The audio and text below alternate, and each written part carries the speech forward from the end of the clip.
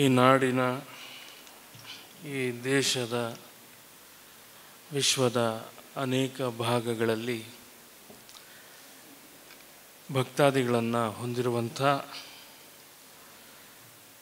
ಮಹಾನ್ ಶ್ರದ್ಧಾ ಕೇಂದ್ರದ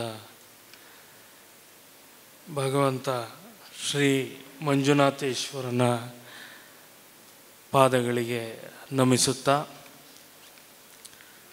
ಕ್ಷೇತ್ರಪಾಲಕ ಅಣ್ಣಪ್ಪನ ಪಾದಗಳಿಗೆ ಹಾಗೂ ನಿರ್ವಾಣದಲ್ಲಿ ನಿಂತು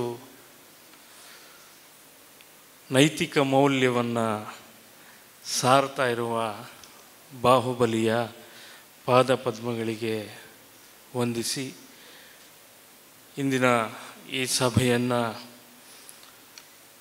ತೇಜೋಪುಂಜವಾಗಿ ಬೆಳಗಲಿಕ್ಕೆ ಇಲ್ಲಿ ಧಾವಿಸಿರುವಂಥ ಪೂಜ್ಯ ಶ್ರೀ ಖಾವಂದರ ಪಾದಗಳಿಗೆ ನಮಿಸುತ್ತಾ, ಹೇಮಾವತಿ ಅಮ್ಮನವರಿಗೂ ನಮಿಸುತ್ತಾ, ಮತ್ತು ವೇದಿಕೆಯಲ್ಲಿ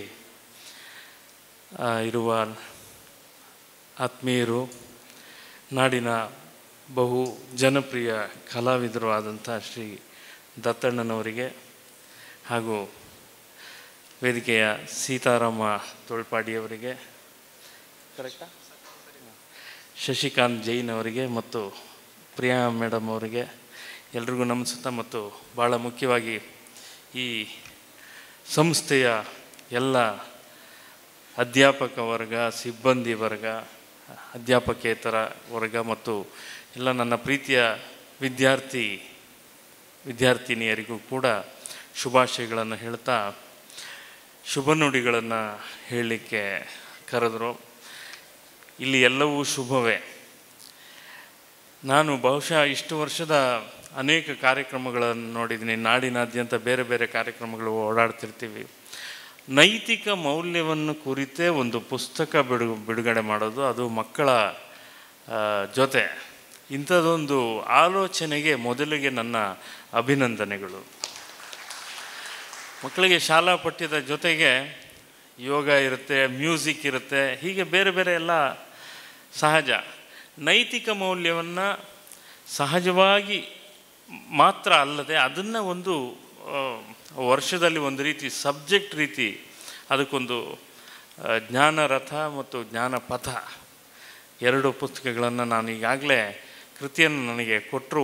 ಬಿಡುಗಡೆಗೆ ಮುಂಚೆ ಅದನ್ನು ಓದಿದೆ. ನನಗೆ ನಿಜಕ್ಕೂ ವಿಸ್ಮಯ. ಬಹಳ ಮುಖ್ಯವಾದ ಈ ಕಾಲದ ತುರ್ತು ಇದು ಅಂತ ನಾನು ಭಾವಿಸ್ತೀನಿ. ಇಂಥ ಪುಸ್ತಕಗಳು ಈ ಕಾಲದ ವಿದ್ಯಾರ್ಥಿ ಮಿತ್ರರಿಗೆ ಇದನ್ನು ಬಹಳ ಮುಖ್ಯವಾಗಿ ಹೇಳಿಕೊಡ್ಬೇಕಾದಂಥ ಅನಿವಾರ್ಯ ಇದೆ. ಯಾಕೆ ಅಂದರೆ ನಾವು ಈಗ ಜಗತ್ತಿಗೆ ತೆರೆದುಕೊಂಡಿದ್ದೀವಿ. ಮುಂಚೆ ನಮ್ಮ ಹಳ್ಳಿಗಳಲ್ಲಿ ಮಾತ್ರ ಇದ್ವಿ. ನಮ್ಮ ಮೇಷ್ಟ್ರೇ ನಮಗೆ ಎಲ್ಲವೂ ಅವರೇ ಗೂಗಲ್ ಆಗಿದ್ದರು. ನಮ್ಮ ಏನೇ ಸಮಸ್ಯೆ, ಏನೇ ಪ್ರಶ್ನೆ ಇದ್ದರೂ ನಮ್ಮ ಮೇಷ್ಟ್ರು ಮಾತ್ರ ಇದ್ದರು. ಆದರೆ ಈಗ ಎಲ್ಲರ ಕೈಯಲ್ಲೂ ವಿಶ್ವವಿದ್ಯಾಲಯಗಳೇ ಸೇರ್ಕೊಂಡ್ಬಿಟ್ಟಿದೆ ಮೊಬೈಲ್ ಮೂಲಕ. ಹಾಗಾಗಿ ನಾವು ಜಗತ್ತಿಗೆ ತೆರೆದುಕೊಂಡಿದ್ದೀವಿ. ಅದು ಒಳ್ಳೆಯ ವಿಷಯವೇ. ಆದರೆ ಜಗತ್ತಿಗೆ ತೆರೆದುಕೊಳ್ತಾ ನಮ್ಮದಲ್ಲದ್ದು ಏನೇನನ್ನೋ ಕಲಿಯುವ, ನೋಡುವ, ಅಥವಾ ನಮಗೇ ಗೊತ್ತಿಲ್ಲದೆ ಅದು ನಮ್ಮ ಕಣ್ಣು ಮುಂದೆ ಬರುವಂಥ ವ್ಯವಸ್ಥೆಯ ಜೊತೆ ನಾವು ಬದುಕ್ತಾ ಇದ್ದೀವಿ. ಹಾಗಾಗಿ ನಮಗೆ ಏನು ಬೇಕು ಅನ್ನೋದನ್ನು ನಾವು ಸ್ಪಷ್ಟ ಮಾಡ್ಕೋಬೇಕು. ಆ ನಿಟ್ಟಿನಲ್ಲಿ ಇಂತಹ ಪುಸ್ತಕಗಳು, ಜ್ಞಾನರಥ, ಜ್ಞಾನಪಥದಂಥ ಪುಸ್ತಕಗಳು ಒಂದು ದಾರಿದೀವಿಗೆಯಾಗಿ ನಮಗೆ ಇರುತ್ತೆ ಅಂತ ನನ್ನ ಅಭಿಪ್ರಾಯ. ನಾನು ಹೆಚ್ಚು ಆ ಪುಸ್ತಕಗಳ ಬಗ್ಗೆ ಮಾತಾಡೋದಕ್ಕೆ ಮುಂಚೆ ಎಲ್ಲವನ್ನು ಓದಿದೆ. ಅದರಲ್ಲಿರುವಂಥ ಅನೇಕ ಸಂಗತಿಗಳು ನಾವು ಇಲ್ಲಿಯ ತನಕ ಪಾರಂಪರಿಕವಾಗಿ ನಾವೇನು ನಂಬಿಕೊಂಡು ಬಂದಿದ್ದೀವಿ, ಸತ್ಯವೇ ದೇವರು, ತಂದೆ ತಾಯಿಗಳನ್ನು ಪೂಜಿಸಿ ಪ್ರೀತಿಸಿ, ಏನು ನಾವೆಲ್ಲ ನಂಬಿಕೊಂಡ ಬಂದ ಮೌಲ್ಯಗಳಿದ್ದೀವಲ್ಲ, ಆ ನೈತಿಕ ಮೌಲ್ಯಗಳು, ಇವು ಮಕ್ಕಳಿಗೆ ಸ್ವಲ್ಪ ನಿಧಾನ ಅರ್ಥ ಆಗುತ್ತೆ. ನಾವು ಹೊರಗಡೆಗೆ ಬೇರೆ ಬೇರೆ ವಿಷಯಗಳನ್ನು ಕಲಿತಾ ಇವುಗಳನ್ನು ಸರಳವಾಗಿ ತೊಗೊಳಕ್ಕೆ ಶುರು ಮಾಡಿದ್ವಿ. ಈ ಕಾಲದಲ್ಲಿ ಎಲ್ರಿಗೂ ಮೊಬೈಲ್ ಇರೋದ್ರಿಂದ ಇವೆಲ್ಲ ಸರಳವಾಗಿ ಹೆಚ್ಚು ಇದಕ್ಕೆ ಪ್ರಾಶಸ್ತ್ಯ ಕೊಡದೇ ಇರುವಂಥ ವ್ಯವಸ್ಥೆಯಲ್ಲಿದ್ದೀವಿ. ಆದರೆ ನಾವು ಮೂಲಭೂತವಾಗಿ ಮಾಡಬೇಕಾದ್ದಿದೆ. ನನಗೆ ಒಂದು ಬಹಳ ಇಂಟ್ರೆಸ್ಟಿಂಗ್ ಅನಿಸಿದ್ದು. ಅದರಲ್ಲಿ ಅನೇಕ ಸ್ಫೂರ್ತಿಯನ್ನು ನೀಡುವ ಕಥೆಗಳಿವೆ. ಅದರಲ್ಲಿ ಇಲ್ಲದ ಒಂದು ಸಣ್ಣ ಕಥೆಯನ್ನು ನಿಮಗೆ ಹೇಳಕ್ಕೆ ಬಯಸ್ತೀನಿ ಮಕ್ಕಳೇ. ಅರುಣಿಮಾ ಸಿನ್ಹಾ ಅಂತ ಒಂದು ಹುಡುಗಿ, ಆಕೆ ಒಳ್ಳೆಯ ಕ್ರೀಡಾಪಟು. ಒಂದು ದಿವಸ ರಾತ್ರಿ, ಆಕೆ ಉತ್ತರ ಪ್ರದೇಶದ ಹೆಣ್ಣುಮಗಳು ಅರುಣಿಮಾ ಸಿನ್ಹಾ, ಕಾಲೇಜ್ ಓದ್ತಿರ್ತಾಳೆ. ರಾತ್ರಿ ಒಂದು ಊರಿಂದ ಇನ್ನೊಂದು ಊರಿಗೆ ಟ್ರೈನಲ್ಲಿ ಪ್ರಯಾಣ ಮಾಡ್ತಾ ಇರ್ತಾಳೆ. ಪ್ರಯಾಣ ಮಾಡ್ತಿದ್ದಾಗ ಟ್ರೈನಲ್ಲಿ ಉತ್ತರ ಪ್ರದೇಶದ ಹುಡುಗಿ ಕ್ರೀಡಾಪಟು, ಒಂದಷ್ಟು ಜನ ಕಳ್ಳರು ಟ್ರೈನ್ ಒಳಗಡೆ ಸೇರ್ಕೋತಾರೆ. ರಾಬರಿ ಮಾಡೋರು, ದರೋಡೆಕೋರರು. ಆ ರಾತ್ರಿ ಹೊತ್ತು ಪ್ರಯಾಣ ಮಾಡುವಾಗ ಪ್ರಯಾಣಿಕರಂಥ ಅವರ ಒಡವೆಗಳನ್ನು, ಹಣ ಕಾಸು ಎಲ್ಲ ಕಿತ್ಕೊಂಡು ಯಾವುದೋ ಕಾರ್ ಗತ್ತಲಲ್ಲಿ ಜಂಪ್ ಮಾಡಿ ಮಾಯ ಆಗಿಬಿಡ್ತಾರೆ. ಅವ್ರಿಗಷ್ಟೇ ಗೊತ್ತಿರುತ್ತೆ ಆ ರಸ್ತೆಗಳು, ಆ ಟ್ರೈನ್ ರಸ್ತೆಯಲ್ಲಿ ಎಲ್ಲಿ ಸ್ಲೋ ಆಗುತ್ತೆ ಟ್ರೈನು ಏನು ಅಂತ. ಅಂಥ ಕಳ್ಳರು ಸೇರಿಕೊಂಡು ಎಲ್ಲರನ್ನ ದೋಚಲಿಕ್ಕೆ ಶುರು ಮಾಡ್ತಾರೆ. ಆಗ ಈ ಹೆಣ್ಣುಮಗಳು ಹೋರಾಟ ಮಾಡ್ತಾಳೆ, ಅವ್ರ ಜೊತೆ, ಆ ದರೋಡೆಕೋರರ ಜೊತೆ ಹೋರಾಟ ಮಾಡ್ತಾಳೆ, ಗಲಾಟೆ ಮಾಡ್ತಾಳೆ. ಆದರೆ ಸೋಲ್ತಾಳೆ. ಅವಳನ್ನು ಟ್ರೈನಿಂದ ಎಸ್ದು ಬಿಡ್ತಾರೆ ಹೊರಗಡೆಗೆ. ಎಸೆದ್ರೆ ಪಕ್ಕದ ಟ್ರ್ಯಾಕ್ಗೆ ಹೋಗಿ ಬಿದ್ದೋಗ್ತಾಳೆ. ಟ್ರೈನ್ ಹೊರಟೋಗುತ್ತೆ. ಇವಳಿಗೆ ಕೆಳಗಡೆ ಬಿದ್ದಲಲ್ಲ, ಪಕ್ಕದ ಟ್ರ್ಯಾಕ್ಗೆ ಅನ್ಕಾನ್ಷಿಯಸ್ ಆಗಿಬಿಡ್ತಾಳೆ, ಪ್ರಜ್ಞೆ ಹೊರಟೋಗುತ್ತೆ. 2 ಕಾಲು ಆ ರೈಲ್ವೆ ಟ್ರ್ಯಾಕ್ ಮೇಲಿದೆ, ಅವಳ ದೇಹ ಟ್ರ್ಯಾಕಿಂದ ಹೊರಗಡೆ ಇದೆ. ಬೆಳಗ್ಗೆ ಹೊತ್ತಿಗೆ 3-4 ಟ್ರೈನುಗಳು ಅವಳ ಕಾಲ ಮೇಲೆ ಪಾಸಾಗಿರುತ್ತೆ. ಮಧ್ಯರಾತ್ರಿ 1 ಗಂಟೆ 2 ಗಂಟೆ ಸುಮಾರಿಗೆ ಇದು ನಡೆದಿದೆ. ಅವಳು ಬಿದ್ದಿದ್ದಾಳೆ, ಯಾರಿಗೂ ಗೊತ್ತಾಗಿಲ್ಲ, ಅವಳಿಗೂ ಪ್ರಜ್ಞೆ ಇಲ್ಲ. 3-4 ಟ್ರೈನ್ ಹೋಗಿದೆ ಬೆಳಗ್ಗೆ ಹೊತ್ತಿಗೆ. ಅವಳ ಕಾಲು 2 ತುಂಡಾಗಿದೆ. ಆಕೆ ಬಿದ್ದಿದ್ದಾಳೆ. ಬೆಳಿಗ್ಗೆ ಯಾರೋ ಅಲ್ಲೆಲ್ಲ ಸಣ್ಣ ಹಳ್ಳಿಯ ಹತ್ತಿರದವರು ಬೆಳಗ್ಗೆ ಶೌಚಕ್ಕೆ ಹೋಗೋರು ಚೊಂಬಿಡ್ಕೊಂಡು ಅಲ್ಲಿ ಬರುವಾಗ ನೋಡಿ, ಅಯ್ಯೋ ಯಾರೋ ಸತ್ತೋಗಿದ್ದಾರೆ, ಏನೋ ಆಗೋಗಿದೆ ಅಂಥೇಳಿ ಜನನ ಸೇರಿಸಿದಾಗ ಆಕೆಗೆ ಇನ್ನೂ ಜೀವ ಇದೆ ಅಂತ ಗೊತ್ತಾಯಿತು. ಆಕೆ ಬಾಡಿನ ತಗೊಂಡು, ಆ ದೇಹನ ಹೊತ್ಕೊಂಡು ಆಸ್ಪತ್ರೆಗೆ ಹಾಕ್ತಾರೆ. ಆ ಲೋಕಲ್ ಆಸ್ಪತ್ರೆಯಿಂದ ಸಿಟಿಗೆ ಬರುತ್ತೆ. ಅಲ್ಲಿ ಆಕೆ ಬದುಕಿ ಉಳಿತಾಳೆ. ಆಕೆ ಕ್ರೀಡಾಪಟು, ಕಾಲು ಹೋಯಿತು, ಜೀವ ಉಳಿತು. ಆಕೆ ಯೋಚನೆ ಮಾಡ್ತಾಳೆ, ನನ್ನ ಜೀವನ ಅಷ್ಟೇ, ಇಲ್ಲಿಗೆ. ಯಾರಾದರೂ ಅಷ್ಟೇ ಅಲ್ವ, ನಾವೇನು ಯೋಚನೆ ಮಾಡ್ತೀವಿ, ಇಲ್ಲಿಗೆ ಮುಗೀತು ಜೀವನ, ಕಾಲೇ ಇಲ್ಲ, ಮತ್ತೇನು ಮಾಡ್ತಾಳೆ? ಆಗ ಅವಳು ಒಂದು ಯೋಚನೆ ಮಾಡ್ತಾಳೆ, ಯಾರೂ ಸಾಧಿಸಲಾಗದ್ದನ್ನು ನಾನು ಸಾಧಿಸಬೇಕು ಅಂತ. ಏನು ಮಾಡೋದು? ಮೌಂಟ್ ಎವರೆಸ್ಟ್, ಈ ಜಗತ್ತಿನ ಅತ್ಯಂತ ಎತ್ತರದ ಪರ್ವತ ಯಾವುದು? ಆ ಮೌಂಟ್ ಎವರೆಸ್ಟನ್ನು ನಾನು ಹತ್ತಬೇಕು ಅಂತ ನಿರ್ಧಾರ ಮಾಡ್ತಾಳೆ. ಇದು ಸಾಧ್ಯನಾ? ಕಾಲಿರೋರೇ ಹತ್ತಕ್ಕೆ ಕಷ್ಟ. ಅದರಲ್ಲೂ ಮಹಿಳೆ ಅಂತ ಯಾಕೆ ಪ್ರತ್ಯೇಕಿಸಿ ಹೇಳ್ತಾ ಇದ್ದೀನಿ ಅಂದರೆ, ಸಾಕಷ್ಟು ರಿಸ್ಟ್ರಿಕ್ಷನ್ಸ್ ಇರುತ್ತೆ. ಅಂಥ ಹುಡುಗಿ ಹತ್ತಬೇಕು ಅಂತ ನಿರ್ಧಾರ ಮಾಡ್ತಾಳೆ. ಇದಕ್ಕೂ ಮುಂಚೆ, ಇದು 2014ರಲ್ಲಿ ನಡೆಯುತ್ತೆ. 11ನೇ ಇಸ್ವಿಯಲ್ಲಿ ಅವಳಿಗೆ ಆಕ್ಸಿಡೆಂಟ್ ಆಗುತ್ತೆ, ಕಾಲು ಹೋಗುತ್ತೆ. 13ರ ಹೊತ್ತಿಗೆ ಆಕೆ 2 ವರ್ಷ ಸಿದ್ಧತೆ ನಡೆಸ್ಕೋತಾಳೆ. ಅವಳಿಗೆ ಸ್ಟೀಲ್ ಲೆಗ್ ಹಾಕಿರ್ತಾರೆ, 2 ಕಬ್ಬಿಣದ ಸ್ಟೀಲ್ ಲೆಗ್ಸ್ ಏನಿದೆ ಹಾಕಿರ್ತಾರೆ. ಈಗ ಆಕೆ ಹತ್ತಬೇಕು ಮೌಂಟ್ ಎವರೆಸ್ಟ್ನ ಅಂದ್ಕೋತಾಳೆ. ಬಚೇಂದ್ರಿ ಪಾಲ್ ಅಂತ ಒಬ್ಬ ಮಹಿಳೆ, ಈಗಾಗಲೇ ಹಿಮಾಲಯವನ್ನು ಹತ್ತಿದ ಭಾರತದ ಪ್ರಪ್ರಥಮ ಮಹಿಳೆ ಬಚೇಂದ್ರಿ ಪಾಲ್. ಆಕೆ ಪದ್ಮಭೂಷಣ ಪ್ರಶಸ್ತಿ ವಿಜೇತೆ. ಆಕೆಯರಿಗೆ ಫೋನ್ ಮಾಡ್ತಾಳೆ ಅರುಣಿಮಾ ಸಿನ್ಹಾ, ಮೇಡಮ್, ನಾನು ನಿಮ್ಮ ಹಾಗೆ ಮೌಂಟ್ ಎವರೆಸ್ಟ್ ಹತ್ತಬೇಕು ಅಂದ್ಕೋತಾ ಇದ್ದೀನಿ. ಒಂದು ಸಮಸ್ಯೆ ಇದೆ. ಏನು ಅಂದರೆ, ನನಗೆ ಕಾಲಿಲ್ಲ.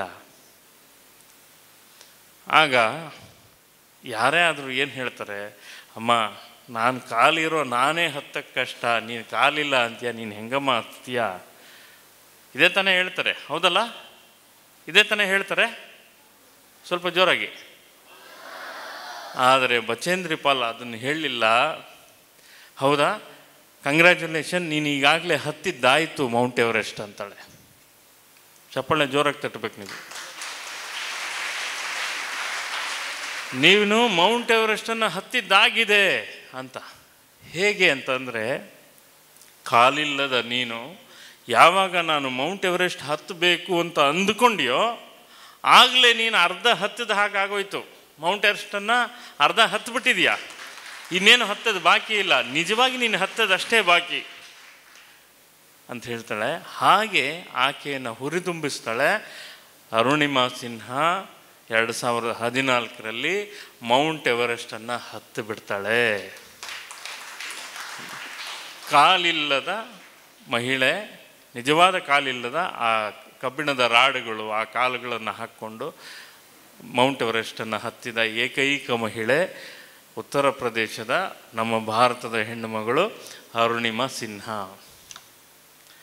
ಇಂಥ ಕಥೆಗಳು ಈ ಪುಸ್ತಕಗಳಲ್ಲಿ, ಈ ಎರಡು ಜ್ಞಾನರಥ ಮತ್ತು ಜ್ಞಾನಪಥದಲ್ಲಿ ಈ ಥರ ನಮ್ಮನ್ನು ಹುರಿದುಂಬಿಸುವ ಅನೇಕ ಸಂಗತಿಗಳನ್ನು ಅಡಕು ಮಾಡಲಾಗಿದೆ ಈ ಪುಸ್ತಕದಲ್ಲಿ. ಈ ಪುಸ್ತಕಗಳನ್ನು ಎಲ್ಲರೂ ಮನೆಯಲ್ಲಿ, ದೀಪ ಯಾವಾಗಲೂ ಹೇಗೆ, ಪುಸ್ತಕ ಹೇಗೆ ಅಂದರೆ ಜ್ಯೋತಿ ಇದ್ದ ಹಾಗೆ, ದೀಪ ಇದ್ದ ಹಾಗೆ, ಅದು ಸದಾ ಕಾಲ ಬೆಳಕು ಕೊಡ್ತಾ ಇರುತ್ತೆ. ನಾವು ಮನೆಯಲ್ಲಿ ಇಟ್ಟಿದ್ರೆ, ಎಲ್ಲೇ ಇಟ್ಟಿದ್ರು, ನಾನು ಚಿಕ್ಕಂದಿನಲ್ಲಿ ನನ್ನ ಹಳ್ಳಿ ಒಂದು ಕುಗ್ರಾಮ, ಮಂಡ್ಯ ಜಿಲ್ಲೆಯ ಒಂದು ಕುಗ್ರಾಮದಲ್ಲಿ ಹುಟ್ಟಿದ್ದು ನಾನು. ನನ್ನ ದೊಡ್ಡಮ್ಮ ಅವರೆಲ್ಲ ಒಂದು 2-3 ಮಾತ್ರ ಇಡೀ ಗ್ರಾಮದಲ್ಲಿ ಒಂಚೂರು ವಿದ್ಯಾವಂತರು. ಅವರು ನ್ಯೂಸ್ ಪೇಪರು, ಯಾವತ್ತಿಂದೋ ನ್ಯೂಸ್ ಪೇಪರು, ಯಾವತ್ತಿಂದೋ ಮ್ಯಾಗ್ಝೀನು, ಅದನ್ನು ಅವರು ಓದಿ ಅಟ್ಟದ ಮೇಲೆ ಎಸೆದಿದ್ದು ನಮಗೆ ರಜಾ ದಿನಗಳಲ್ಲಿ ಸಿಗ್ತಾ ಇದ್ದ ಪುಸ್ತಕ. ಅದನ್ನು ಓದಿ ಅದರಲ್ಲಿದ್ದಂಥ ಎಷ್ಟೋ ವಿಚಾರಗಳನ್ನು ತಲೆಗೆ ತುಂಬಿಕೊಂಡು ಇವತ್ತಿಗೂ ನನಗೆ ನೆನಪಿದೆ. ಅಂದರೆ ಅದು ದೀಪದ ಹಾಗೆ, ಜ್ಯೋತಿ ಹಾಗೆ ನಮ್ಮನ್ನು ಇವತ್ತಿಗೂ ಕೂಡ ಬೆಳಗ್ತಾ ಇದೆ. ಪುಸ್ತಕ ದೀಪ ಇದ್ದ ಹಾಗೆ ಬೆಳಗ್ತಾನೆ ಇರುತ್ತೆ. ಆ ಪುಸ್ತಕಗಳನ್ನು ನೀವೆಲ್ಲರೂ ಕೊನೆಯ ತನಕ ಮನೆಯಲ್ಲಿ ಇಟ್ಕೊಳ್ಳಿ, ಇನ್ನೊಬ್ರಿಗೆ ಕೊಡಿ, ಓದ್ತಾ ಇರಿ, ಓದ್ರಿ ಅಂತ ಹೇಳ್ತಾ, ಇನ್ನು ಹೆಚ್ಚು ನನ್ನ ಮತ್ತು ಕ್ಷೇತ್ರದ ವಿಚಾರಕ್ಕೆ ಸಂಬಂಧಪಟ್ಟ ಹಾಗೆ 1-2 ಮಾತನ್ನು ಹೇಳಿ ಮಾತು ಮುಗಿಸ್ತೀನಿ. ನಾನು ಭಾಳ ಆರಂಭ ಕಾಲದಲ್ಲಿ ಶ್ರೀ ಮಂಜುನಾಥ ಅನ್ನುವಂಥ ಭಾಳ ದೊಡ್ಡ ಸಿನಿಮಾ, ಆ ಕಾಲಕ್ಕೆ 2000ನೇ ಕಾಲ ಇಸವಿ 2000, ಆಗ ಭಾಳ ದೊಡ್ಡ ಸಿನಿಮಾ ಅದು. ಆವತ್ತಿನ ಕಾಲಕ್ಕೆ 7 ಕೋಟಿ ರೂಪಾಯಿಗಳ ಸಿನಿಮಾ ರಿಲೀಸ್ ಆಗಿ ಎಲ್ಲ ಆಗೋ ಹೊತ್ತಿಗೆ 10 ಕೋಟಿ ರೂಪಾಯಿ ಸಿನಿಮಾ. ಆ ಸಿನಿಮಾಗೆ ಸಂಭಾಷಣೆ ಸಾಹಿತ್ಯ ಬರೆದವನು ನಾನು. ಒಬ್ಬನೇ ಮಂಜುನಾಥನೊಬ್ಬನೇ ಹಾಡನ್ನು ಬರೆದವನು, ಆ ಇಡೀ ಚಿತ್ರದ ಸಂಭಾಷಣೆ ಬರೆದವನು. ಕತೆ, ಚಿತ್ರಕಥೆಯಲ್ಲಿ ಸುಮಾರು 3 ತಿಂಗಳು ಧರ್ಮಸ್ಥಳದಲ್ಲೇ ಜಾಂಡ ಹೂಡಿದ್ದೆ ಅಂದರೆ ತಪ್ಪಾಗಲಿಕ್ಕಿಲ್ಲ. ಇಲ್ಲೇ ಪ್ರಸಾದ, ಅನ್ನಪೂರ್ಣ ಪ್ರಸಾದ ಮಾಡ್ತಾ ಇಲ್ಲೇ 3 ತಿಂಗಳು ನಾನು ಈ ಸುತ್ತಮುತ್ತ ಹಳ್ಳಿಯಲ್ಲಿ ಓಡಾಡ್ದ ಧರ್ಮಸ್ಥಳ, ಶ್ರೀ ಮಂಜುನಾಥ ಹೆಗ್ಗಡೆಯವರ ಇಡೀ ಕುಟುಂಬ ಪರಂಪರೆ, ಅಣ್ಣಪ್ಪ ಸ್ವಾಮಿ ಮತ್ತು ಬಾಹುಬಲಿ, ಜೈನ ಸಮುದಾಯ, ಒಟ್ಟು ಈ ಭಾಗದಲ್ಲಿ ಘಟ್ಟದ ಕೆಳಗೆ ಹೇಗೆ, ಎಲ್ಲಿಂದ ಬಂತು, ಹೇಗೆ ಇದರ ಪರಂಪರೆ ಅಂತ ಹೇಳಿ ಅದನ್ನು ಅಭ್ಯಾಸ ಮಾಡಿದವನು ನಾನು. ಅದನ್ನೆಲ್ಲ ಮಾಡ್ತಾ ಕೊನೆಗೆ ಒಂದು ಸ್ಕ್ರಿಪ್ಟ್ ತಯಾರಾಯಿತು. ಆ ಸ್ಕ್ರಿಪ್ಟಲ್ಲಿ ಎಷ್ಟು ಸಿನಿಮಾಗೆ ಎಷ್ಟು ಬೇಕೋ ಅಷ್ಟೇ ಇತ್ತು. ಅದರ ಆಚೆಗೆ ನಾನು ಇಲ್ಲಿ ತಿಳ್ಕೊಂಡಿದ್ದು ಅನೇಕ ವಿಷಯಗಳು. ಆ ಜೈನ ಸಮುದಾಯದ ಬಗ್ಗೆ ಯಾಕೆ ಹೇಳ್ತಾ ಇದ್ದೀನಿ ಅಂದರೆ, ಕನ್ನಡದ ಆದಿಕವಿ ಪಂಪ, ರನ್ನ, ಕವಿ ಚಕ್ರವರ್ತಿ ರನ್ನ, ಯಶೋಧರ ಚರಿತೆಯನ್ನು ಬರೆದಂಥ ಜನ್ನ, ಇವರೆಲ್ಲರೂ ಕೂಡ ಜೈನ ಪರಂಪರೆಗೆ ಸೇರಿದವರು. ಅಂದರೆ ಕನ್ನಡ ಸಾಹಿತ್ಯವನ್ನು ಅತ್ಯಂತ ಶ್ರೀಮಂತಗೊಳಿಸಿದಂಥ ಸಮುದಾಯ. ಇಲ್ಲಿನ ಬಸದಿಗಳು, ಈ ಸುತ್ತಮುತ್ತ ಇರುವಂಥ ದೇಗುಲಗಳು, ಬಸದಿಗಳು ಇವೆಲ್ಲವನ್ನು ಅಭ್ಯಾಸ ಮಾಡ್ತಾ ಹೇಗೆ ಶ್ರೀ ಮಂಜುನಾಥನಾಗಿ ಶಿವ ಇಲ್ಲಿ ಮಂಜುನಾಥನಾಗಿ ಹೇಗೆ ನೆಲೆಯೂರ್ದ ಅನ್ನುವ ಇತಿಹಾಸವನ್ನು ಇದನ್ನೆಲ್ಲ ಓದ್ತಾ ಸಿನಿಮಾದಲ್ಲಿ ಒಂದಷ್ಟನ್ನು ಮಾತ್ರ ಅಳವಡಿಸಲಾಯಿತು. ನಿಮಗೊಂದು ತಮಾಷೆಯ ಸಂಗತಿ ನೆನಪಿರಲಿ. ನಾನು ಮತ್ತು ನಮ್ಮ JK ಬಾರವಿಯವರು ಕಾವಂದ್ರ ಹತ್ರ ಬಂದ್ವಿ. ಗುರುಗಳೇ, ನಾವು ಒಂದು ಸಿನಿಮಾ ಮಾಡ್ತಾಯಿದ್ದೀವಿ, ಮಾಡಿ. ಅದು ಸಿನಿಮಾ ಶ್ರೀ ಮಂಜುನಾಥ. ಮುಖ ನೋಡಿದ್ರು, ಮಾಡಬೇಡಿ ಅಂದರು. ನಮಗೆ ಶಾಕು. ಯಾವುದೇ ಕ್ಷೇತ್ರದಲ್ಲಿ ಸ್ವಾಮಿ ಈ ಕ್ಷೇತ್ರನ ಕುರಿತು ನಾವು ಸಿನಿಮಾ ಮಾಡ್ತೀವಿ ಅಂದರೆ ಮಾಡಿ ಅಂತಾರೆ, ಹೌದಲ್ಲ. ಆದರೆ ಕಾವಂದರು ಮಾಡಬೇಡಿ ಅಂದರು. ನಾವು ಮುಖ ನೋಡಿದ್ವಿ, ಯಾಕೆ ಹಿಂಗೆ ಹೇಳ್ತಾರೆ ಅಂತ. ಅವ್ರು ಹೇಳಿದ್ರು, ಮಂಜುನಾಥನ್ನ ವ್ಯಾಪಾರೀಕರಣ ಮಾಡಬೇಡಿ. ಇದೇ ಮಾತನ್ನು ಹೇಳಿದ್ರು. ಆಯಿತು ಅಂಥೇಳಿ ಹೊರಟ್ವಿ. ಅಲ್ಲಿಂದ ಆಚೆ ನಾವು ಬೇರೆ ಗತ್ಯಂತರವಿಲ್ಲದೆ ನಾವು ಇಷ್ಟೊತ್ತಿಗಾಗಲೇ ತುಂಬ ಮುಂದೆ ಹೋಗಿದ್ದ ಕಾರಣಕ್ಕೆ ಆ ಸಿನಿಮಾ ಆಯಿತು. ಸಿನಿಮಾ ಚೆನ್ನಾಗೂ ಆಯಿತು, ವ್ಯಾಪಾರದಲ್ಲಿ ನಷ್ಟವೂ ಆಯಿತು. ಕಾವಂದ್ರು ಹೇಳಿದಾಗೆ ವ್ಯಾಪಾರದಲ್ಲಿ ನಷ್ಟವೂ ಆಯಿತು. ಆಗಲಿ, ನಾವು ಅದು ವ್ಯಾಪಾರ ಅಂದ್ಕೊಳ್ಳಿಲ್ಲ ಆ ಕಾಲಕ್ಕೆ, ಅದಾಯಿತು. ಸಿನಿಮಾ ಚೆನ್ನಾಗಿ ಇವತ್ತಿಗೂ ಕೂಡ ಶ್ರೀ ಮಂಜುನಾಥದ ಬರಹಗಾರ ನಾನು ಅಂತಂದರೆ ಭಾಳ ದೊಡ್ಡ ಗೌರವವನ್ನು ಕೊಡ್ತಾರೆ ನಾಡಿಗೆ. ನಾಡಿನ ಯಾವ ಭಾಗಕ್ಕೆ ಹೋದರೂ ಕೂಡ ಅದು ನನಗೆ ಮಂಜುನಾಥ ಸನ್ನಿಧಿ ಮತ್ತು ಮಂಜುನಾಥ ಕಾವಂದರು ಕೊಟ್ಟಂಥ ಸೌಭಾಗ್ಯ ಅಂತ ನಾನು ಭಾವಿಸ್ತೇನೆ. ಇನ್ನು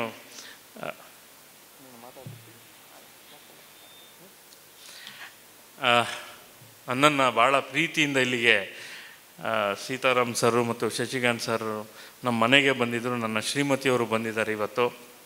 ನಾವು ನನ್ನ ಕುಟುಂಬ ಮತ್ತು ನನ್ನ ಶ್ರೀಮತಿಯವರ ಕುಟುಂಬ, ಅವ್ರ ತಂದೆ ಮನೆ ಆಗಲಿ, ನಾವು ಚಿಕ್ಕಂದಿನಿಂದಲೂ ಧರ್ಮಸ್ಥಳದ ಮಂಜುನಾಥನ ಪರಮ ಭಕ್ತರು. ನಮ್ಮ ಮನೆಯಲ್ಲಿ ಪೂಜ್ಯರ ಫೋಟೋಯಿಂದ ಹಿಡಿದು ಸ್ವಾಮಿ ಮಂಜುನಾಥನ ಫೋಟೋ, ಪೂಜ್ಯರ ಫೋಟೋ ಇದ್ದೇ ಇರುತ್ತೆ.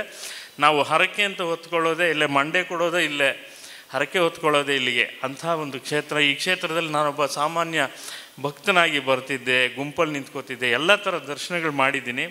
ಆದರೆ ಇವತ್ತು ಕಾವಂದರನ್ನು ನೋಡಿ ದರ್ಶನ ಮಾಡ್ಕೋತಿದ್ವಿ. ಇವತ್ತು ಅವರು ವೇದಿಕೆಯನ್ನು ಹಂಚಿಕೊಳ್ಳುವಂಥ ಸೌಭಾಗ್ಯವನ್ನು ಕೊಟ್ಟಂಥ ಸೀತಾರಾಮ್ ಸರ್ಗೆ, ಶಶಿಕಾಂತ್ ಸರ್ಗೆ ಮತ್ತು ನನ್ನನ್ನು ಭಾಳ ಮಂಜುನಾಥ್ ಸರ್ ಮತ್ತು ನನ್ನ ಭಾಳ ಪ್ರೀತಿಯ ಮಿತ್ರ ಕೃಷ್ಣ ಲೇಖನ ಅವರಿಗೆ ಪ್ರತಿಯೊಬ್ಬರಿಗೂ ವಂದಿಸ್ತಾ ನನ್ನ ಮಾತುಗಳನ್ನು ಮುಗಿಸ್ತೀನಿ. ನಮಸ್ಕಾರ. ನಿಖರ ಸುದ್ದಿ, ಸದಭಿರುಚಿಯ ಕಾರ್ಯಕ್ರಮ. ನೀವು ನೋಡ್ತಾ ಇದ್ದೀರಾ ಕಹಳೆ ನ್ಯೂಸ್, ಸಮಾಜದ ಜಾಗೃತಿಗಾಗಿ ವಸ್ತುನಿಷ್ಠ ವರದಿ.